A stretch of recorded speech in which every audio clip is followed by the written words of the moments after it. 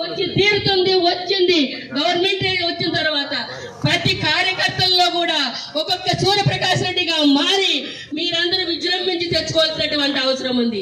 ఇవాళ అధిష్టానం ఏం చెప్పినా కూడా ఎందుకు తల వంచారంటే కానీ పార్టీ ఉన్నాం కాబట్టి మనకి వేరే ఎత్తు లేదు.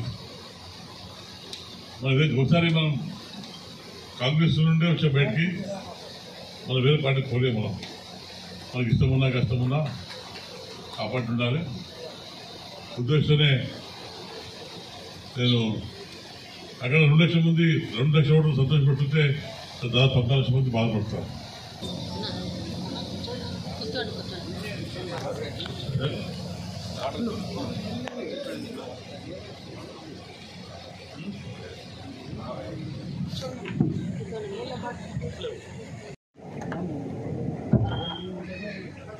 అన్నగారు అయినటువంటి కోట జయసూర్యప్రకాష్ రెడ్డి సార్ గారి అనుచర వర్గం అంతా ఇక్కడికి వచ్చి ఈ సమావేశానికి నన్ను ఆత్మీయంగా పిలిచి ఈ సమావేశాన్ని ఏర్పాటు చేసేందుకు ముఖ్యంగా మీ అందరి తరఫున నా తరఫున ముందు జయసూర్యప్రకాష్ రెడ్డి సార్ గారికి తల వంచి నేను నమస్కరిస్తున్నాను.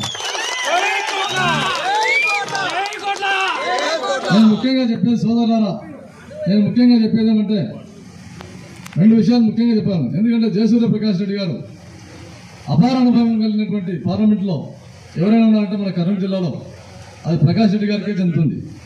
ఎందుకంటే సెంట్రల్ మినిస్టర్గా చేసి దాదాపు సార్ గారి యొక్క అనుభవాలు చాలా గొప్పవి. ఎందుకంటే సారు సెంట్రల్ మినిస్టర్ రైల్వేలో సహాయ మంత్రిగా చేసినప్పుడు మా పంచలింగాల గ్రామానికి రైల్వే వర్క్షాప్ చేయడంలో సార్ పాత్ర అమోఘమైనది. పార్టీలో కొన్ని ఇబ్బందులు ఉన్నప్పటికీ కూడా విధంగా నష్టం జరిగింది కుటుంబానికి. అయినా పార్టీ ఉన్నాం కాబట్టి పార్టీకి తప్పక సపోర్ట్ చేయాలి కాబట్టి నేను మనస్ఫూర్తిగా మా లోక్సభ అభ్యర్థి నారాయణ గారికి అలాగే కోమూరు అసెంబ్లీ పోటీ కాబట్టి ప్రదేశపడకుండా వస్తుందా మా ఉద్యమం అంతా సపోర్ట్ చేస్తుంది.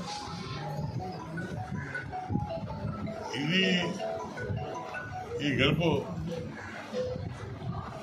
తెలుగుదేశం గెలుపు ఆశిస్తున్నా.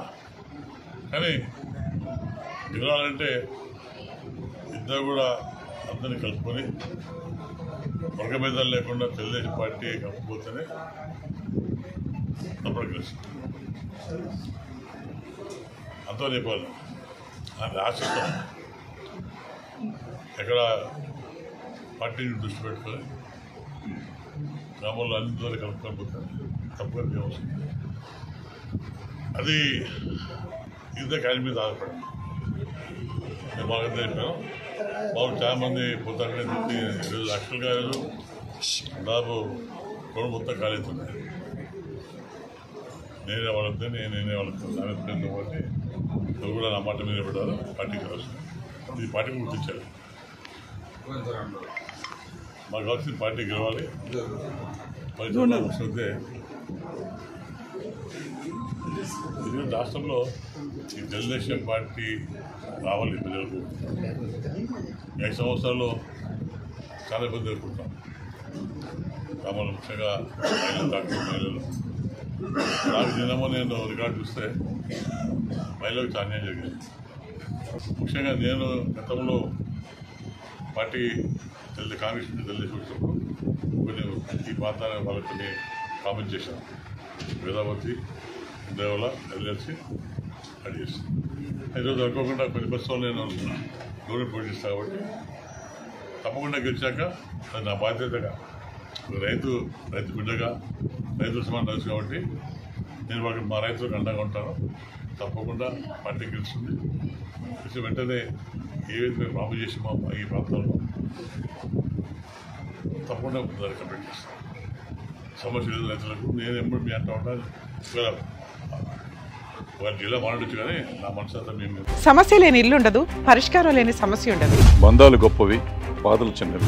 మీ సమస్యని మేము పరిష్కరిస్తాం. రండి, మాట్లాడుకుందాం.